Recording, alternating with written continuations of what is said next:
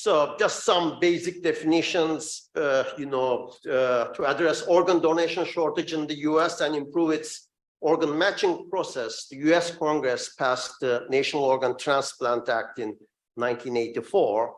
And the act established the organ procurement and transplantation network to maintain a national registry for transplantation. And United Network for Organ Sharing is the nonprofit organization that manages the OPTN since 1986 with contract with the federal government. A lot is happening these days about UNOS, and I'll first talk a little bit about that. For example, in January 2023, UNOS launched the first national liver exchange pilot program with the participation of 15 transplant centers. And many of us in this event have expertise in research and policy on liver exchange. Hopefully, we can contribute to this exciting initiative. For allocation of various organs for deceased donors, UNOS also has been developing a new system for the last few years. It's basically a priority point system. UNOS promotes it as a more equitable system, and it already launched for the case of lung. But the new system in development already created some anxiety in some groups. For example, so far, living donors had highest priority under the existing system, and it's a really good idea because of incentives considerations. But now they are worried that this will change and their prior living donor status will be merely one of several factors that determine priority. And you can imagine that can reduce supply quite a bit. As it is often the case in the design of such allocation systems in the field, there is an oversight of incentive considerations. So this is another area where we can be useful. But perhaps the most significant transplantation news came just 2 months ago, UNOS monopoly in the US transplantation policy. And some of the main concerns about UNOS include too many organs being discarded, damaged, or not being collected, faulty technology sometimes jeopardizing transplants, poor performance facing little accountability, and so on. According to the Washington Post story I showed, one of the objectives under the proposed federal reform is bringing more transparency to the sometimes opaque procedures of how patients and organs are matched. Now, another key feature of the proposed reform is highlighted in the Washington Post story as follows. Health Resources and Services Administration, however, is proposing a modular system of improvements that could be tested independently of one another and gradually knit together into a new system while the old one is still running. So what is my point here?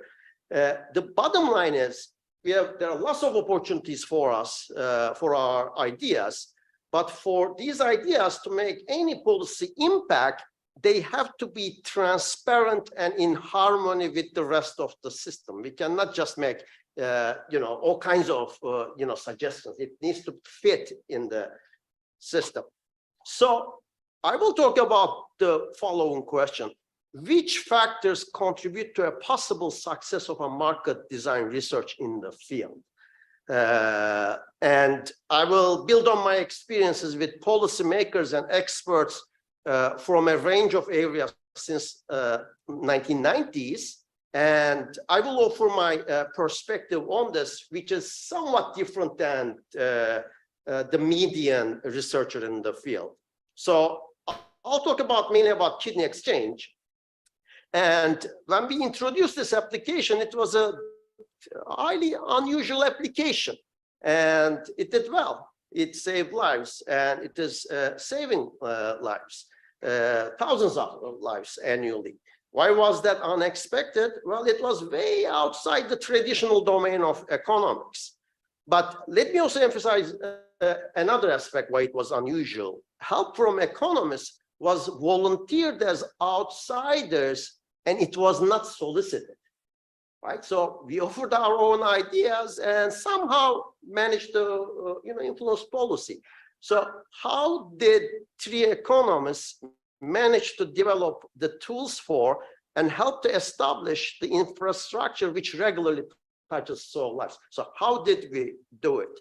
The key was the following. The key was convincing stakeholders that we can help them to improve their institution in aspects they care about by using the tools they are familiar with, or at least at the minimum they are comfortable to use, and without creating any issues. We didn't offer a market for organs, right? So, and I think this point is very general. To have a realistic chance to influence a policy, an aspiring market designer needs to have an in-depth understanding of the mission of the institution, along with a practical and transparent plan to improve it. Often the history of the institution can be very instructive. And policy aspiration, if you are writing your papers to change an institution, then this has an impact. This has an implication on the kind of question you got to ask. You cannot just have really ideas which are either unclear or considered kind of wild. So how did kidney exchange start in US and in New England? It didn't start with us. Approved by the UNOS Board of Trustees in fall 2000, the first kidney exchange program in the US was established in New England, which is UNOS Region 1, in February 2001, with the leadership of Frank Delmenico. In order to overcome barriers to living donation due to biological incompatibilities, the program made two types of arrangements. The first one is, paired kidney exchange, regular two-way exchange. This is a direct exchange of donors between two patients with incompatible donors. A second one was the following. It's called list exchange. And this is essentially a priority in the deceased donor list in exchange for the kidney of the incompatible donor. Okay. Now, the first one of those, paired kidney exchange, was originally proposed by a very well-respected transplant surgeon. He was indeed editor of Transplantation Proceedings for more than 30 years. It was first carried out in South Korea in 1991, and the transplantation community issued that consensus statement in 2000, declaring it as ethically acceptable, and this is the best thing you'll hear from doctors. I mean, this shows this shows huge enthusiasm. Okay, and the first paired kidney exchange in the US was carried out in Rhode Island in 2000. I think I'll mention that. So list exchange, on the other hand, it was introduced in Ross and Woodall, also transplant surgeons, in 2000. Its major appeal is its organizational simplicity. Like you can do it just with one pair. But there was a major ethical concern, and the concern was this would be detrimental to blood type O patients on the deceased donor list, basically because of the blood donation structure. Okay, blood type O patients are disadvantaged because they can only receive from type O donors, but they can donate to anybody. So there is this national injustice. So the consensus statement highlighted the ethical concerns that involve type O patients. So there was very different treatment for paired kidney exchange versus list exchange. Despite the ethical concerns, New England included list exchange in its program in 2001, and the decision was defended by its leadership as follows. This exchange program has a clear utilitarian goal. We have to have more recipients undergo successful transplantation by expanding the pool of compatible live donors, right? So but reflecting the concerns, much of the discussion in Delmonico et al. 2004 involves the precautions taken to mitigate the adverse impact on list exchange on type O patients on the deceased donor list. They were very apologetic. Okay. Well, apologetic or not, in the first 3 years, much of the transplants in New England came from list exchanges. You know, they found 17 list exchanges in 3 years, and they found 4 paired exchanges, which provide kidneys to 8 patients. One problem was, prior to our involvement in 2004, the program in New England did not collect data on living donors of kidney patients. There was no database. So that explains the small number of transplants from paired kidney exchange in early years of the program. Now, arranging living list exchange does not require a database, okay? But that too had issues. And the issue was the following.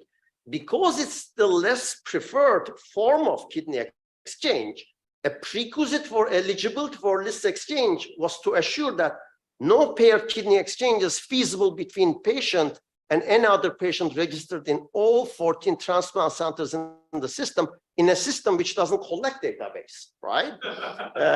So that, and as a result, there were long delays, and this was a friction.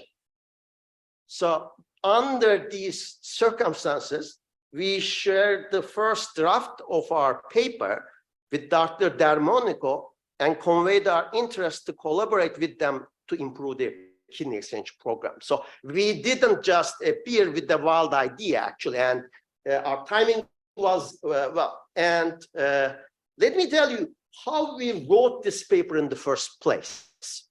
Now, while Utku and I were faculty members at Koç University, Istanbul, Utku visited Alrot at Harvard University for the academic year 2002-2003. During his visit, as I understand, in the very first days, actually, Rod alerted him that a paper that I've written with Atilla Abdülkadiroğlu has an unusual direct application in kidney transplantation. There was a very clear mapping between my model and kidney exchange. As a result, the mechanism in that paper also had a direct application. So in principle, we could use this mechanism, but that's not what we did. So let me explain. Regulating the claims for unattached house, either vacant house or vacated during the procedure, with an exogenous priority list, you request my house, I get your turn, mechanism organizes 2 types of exchanges. One is cycles. So these are existing tenants trading their current houses. And the other one is chains. So one individual tried her priority for an unattached house, and the remaining individuals trade their current houses. Paired kidney exchange and list exchange corresponds to these 2 types of arrangement with only 2 individuals. Okay. Now, while regulating chains through an exogenous priority list was also a viable policy for kidney exchange, we made the following observation. We could mitigate the adverse impact on list exchange on type O patients on the deceased donor list by actually not choosing an exogenous priority list, or at least having the flexibility not to do it, and through other chain selection rules. So we offered a larger menu. More importantly, we illustrated that we know what's going on, we know what they care about, and we have a solution for it. So in Rod, Sonmez, and NBER 2004, we addressed both goals of the transplantation community with this generalization of the mechanism, proposed in the house allocation paper. Now, our informed and cautious approach resonated with Dr. Delmonico, who was the chief medical officer at New England Organ Bank, and subsequently he made our group the following 3 requests. First, he said, given the scale of simulated welfare gains, why to bother with list exchange in the first place, right? I mean, so, you don't need list exchange if you can give this kind of efficiency gain. The second one was, due to logistical constraints, you should only consider 2-way exchanges. And the third one was, to avoid a situation where patients and hospitals may compete for donors with certain characteristics, we must assume that patients are indifferent between all compatible donors. And honestly, it is the third request which had huge efficiency implications, actually, which I'll talk later. We accommodated all requests in our next paper, which formed the base of the New England Program for Kidney Exchange. Approved by the Renal Transplant Oversight Committee of New England in September 2004, NEPCA became the first kidney exchange system that adopted analytical techniques from market design and optimization. So subsequently, our team coded and ran NEPCA software for several years, and our partnership resulted in a number of additional breakthroughs with collaboration with our NEPCA partners. We show that larger exchanges, especially three-way exchanges, are very important. We show that you can break simultaneity for some chains if they are started with non-directed donors. And Dr. Delmenico actually approved these changes, advocated for it to the broader medical community. We published with him. However, we made limited progress in one important element. And now, in our original work, since preferences were assumed to be strict, compatible pairs participated in kidney exchange so that they can get a better kidney. But when we were asked to assume that patients are indifferent between all compatible kidneys, a natural mechanism to include compatible pairs disappeared. Okay, and essentially an implication of that is a large majority of blood type O patients with non-O donors cannot be matched, basically. So because there is a huge efficiency loss embedded in the system that we started. I'm an A patient, I get an O kidney from my donor. This comes with a huge efficiency loss, and this happens a lot. So what can be done to include these harder to match pairs in kidney exchange? Like, let's think about this. Well, one possibility is the global kidney exchange, my and Alro champion. What you could do is you can match them with patient-donor pairs from countries where there is no possibility of living donor transplantation, right? So that's one thing that you can do.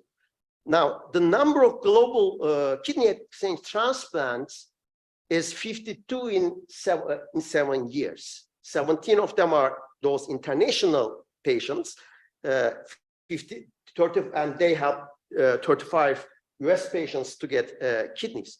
But for reference, the number of kidney exchange transplants in that period is more than 6,000. Okay, so why is the number not bigger? And the reason, at least in part, is political economy.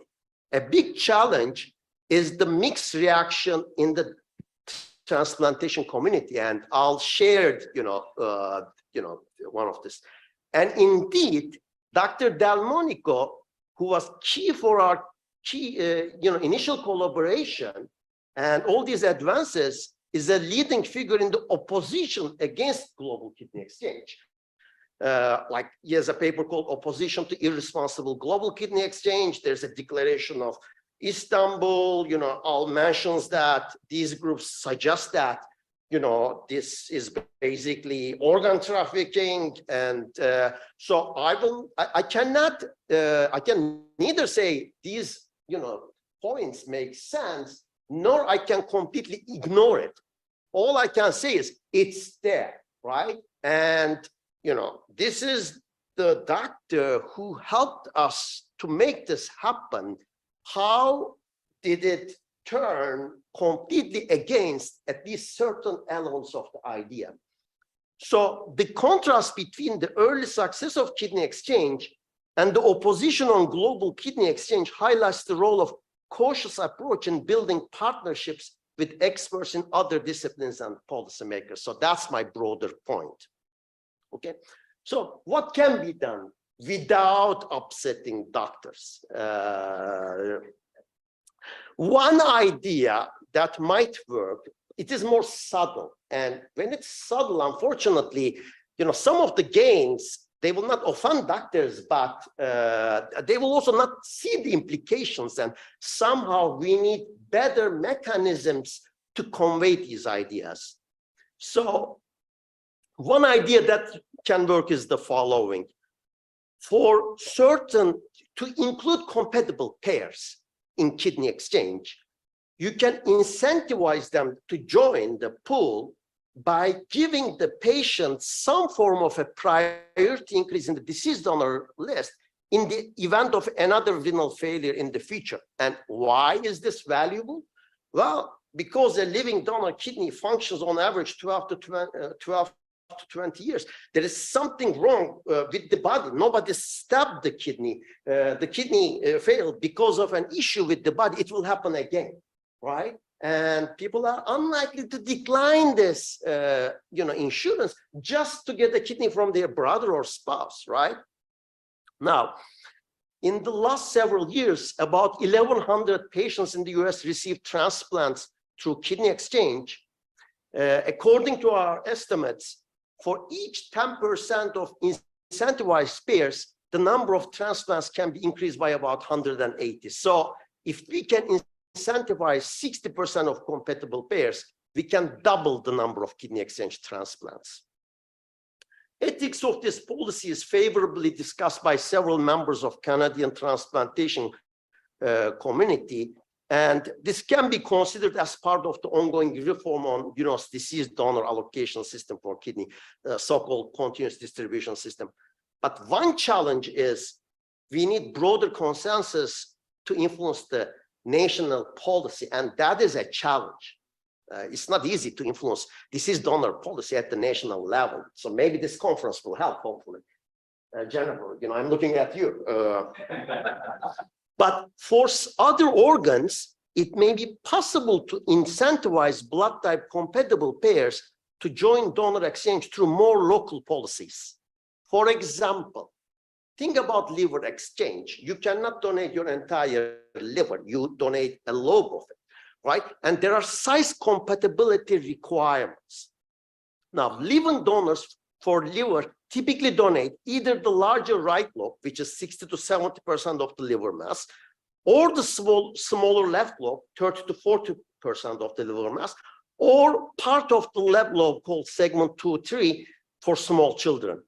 Now, morbidity and mortality risk for donors is like 4 or 5 times higher under the right lobe transplantation. Donors don't want to take the more risky option. It's significantly more risky. On the other hand, to survive the operation, the patient needs a graft of at least 40% of the volume of his or her dysfunctional liver, which means left lobe typically will not work, right? Well, now we can utilize this actually. So in particular, what we can do is, like, I'm an A patient, I have an O donor who needs to donate me the risky right lobe. Well, we'll be happy if my donor donates the much less risky left lobe so that this waste will also be avoided. And as a bonus, we'll be saving another life, right? So incentives comes more naturally, and economists need to make these ideas clear. So they don't appear naturally for practitioners. Well, we followed this, and these ideas result in a partnership between the liver transplant group under the leadership of Dr. Sezai Yilmaz at University in Malatya, Turkey, and our team of design economists. This center is actually the second largest liver transplant group worldwide, with 300 living donor liver transplants annually. And for reference, in 2022, the US total was an all-time high of 600. So this is a big center. The agreement was reached in 2019, but because of COVID, it started, like 7-8 months ago. In less than a year, 15 patients received liver transplant through the program in 4 two-way, 1 3-way, and 1 4-way liver exchanges. And to the best of our knowledge, the four-way liver exchange is a world first. So basically, now in the last 5 minutes, I will generalize the lessons that I get in the context of kidney exchange and also in the context of school choice in approaching policymakers and people in the other field in other areas. Okay. Now, so basically, these ideas led to a mechanism, a market design paradigm I now refer to as minimalist market design. And it will be clear why I'm calling it minimalist. It's more like, minimally invasive market design, actually. Okay. So in kidney exchange and school choice, it was a learning process. I didn't follow an approach systematically. I thought what makes just sense. I'm an outsider. How do I, I'm also, have push social skills. So, I gotta give them something, like how do I come with bad news, show that what they are doing is messed up. It becomes the national news sometimes. And they come to the conclusion that, well, this guy is right. Let's abandon the system and adapt what he is saying, right? It's not a very, this plan needs to be thought carefully, right? So, but after we did good in kidney exchange and school choice, I started implementing this idea consciously and systematically in several other settings. And to my and many others' surprise, succeeded actually in changing, serious institutions.